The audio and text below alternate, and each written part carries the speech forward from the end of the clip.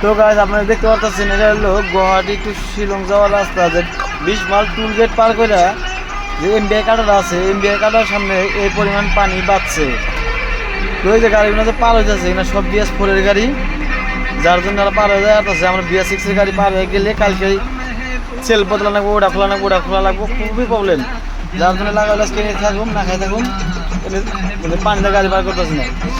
তো যাই এই বৃষ্টির টাইমে আপনারা হিলস এরিয়াগুলোকে গাড়ি সাইড নিয়ে আসেন, নিশ্চয় খবর নিয়ে রাস্তার আপডেট পুরো ফুল নিয়ে তারপরে আসবেন, নয়তো কিন্তু এইরকম ধরনের সমস্যার সম্মুখীন হইতে হবে। তো দেখতে পাচ্ছেন পানি কিন্তু পানি একদম কি পাহাড়ে দিয়ে সব পানি নামে আইছে।